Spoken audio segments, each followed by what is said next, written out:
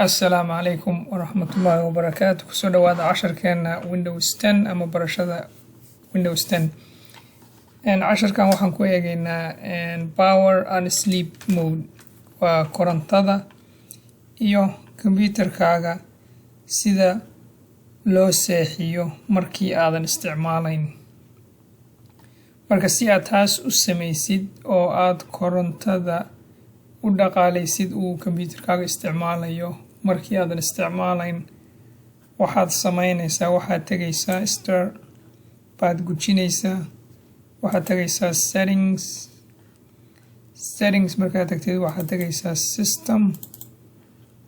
system markaad tagtid waxaad tagaysaa power and sleep. markaad tagtid power and sleep halkan waxaa ku arkaysaa laba qaybood oo aad wax ka bedeli kadib.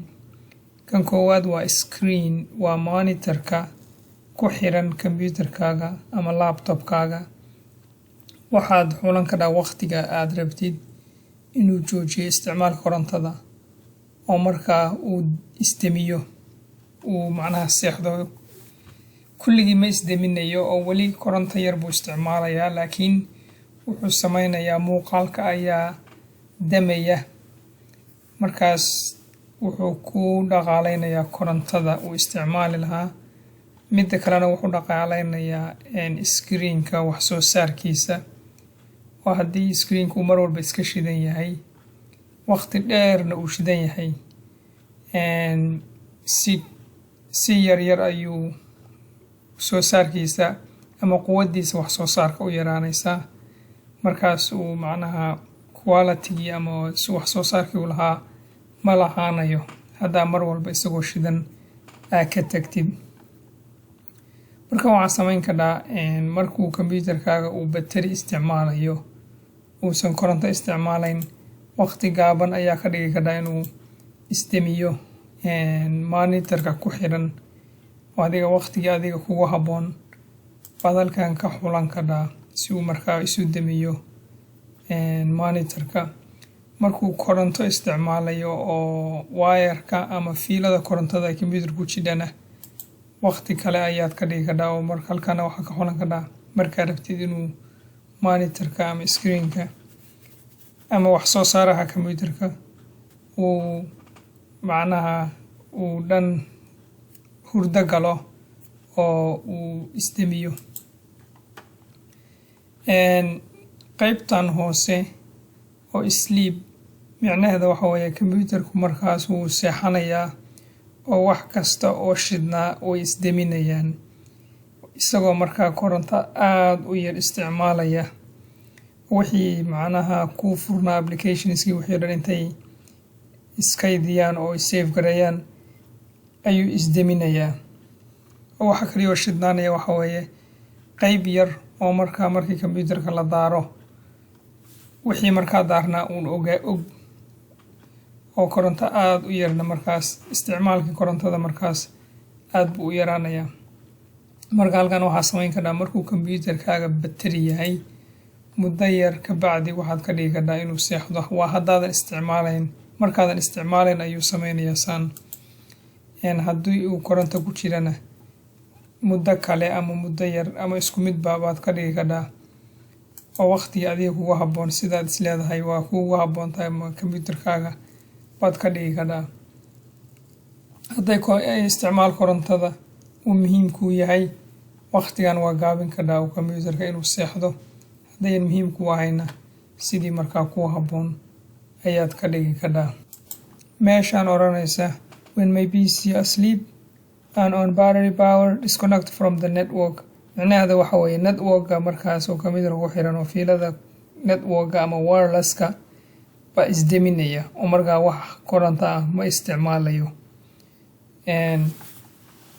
tan waxay muhiim tahay markii aadan computerkaaga uu seexdo aadan computer kale isticmaalin si aad kan ugu soo xiratid oo remote connection ugu samayn. because haddaad kan aad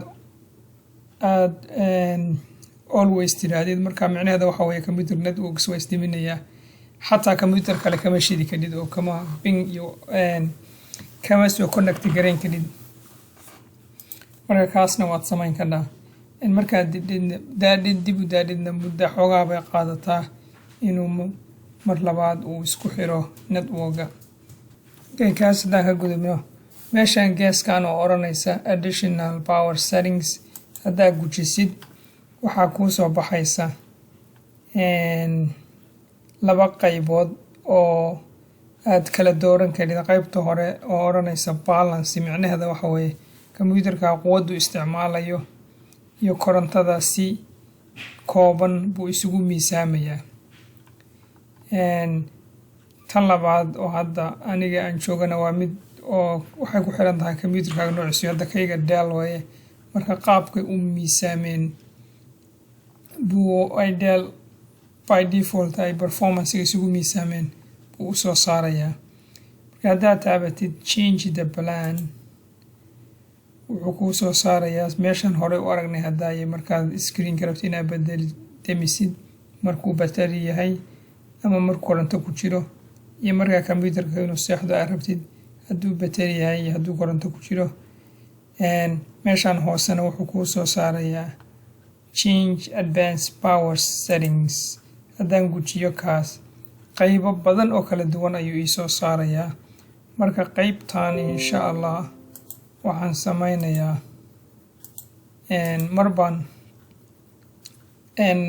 video kale ayaan uga hadlayaa maadaama waxyaalo badan ay halkan ku jiraan waxyaalo badan aad bedeli karid oo wax kasta oo computerkaaga ku xiran oo shay kasta oo ku xiran aad u sameyn karid qaab uu korontada u dhaqaaleeyo ama aad awood u yeelan karid inaad ka controlshid siduu u isticmaalayo korontada.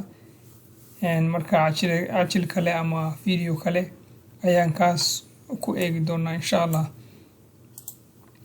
marka videogan oo ah power and sleep sida loo bedelo power iyo sleep settingska computerka intaasaan ku joojinaynaa insha allah. la soco next video insha allah aan ku eegi doono battery. marka waxaan sameynaya videoyada uun listiga oo settingska ayaan la raacayay sida isugu xigxigaan mid walba video gaar ayaan ku eegaynaa insha allah. marka intaas ku joogta insha allah. assalaamu calaykum waraxmatullaahi wabarakaatu.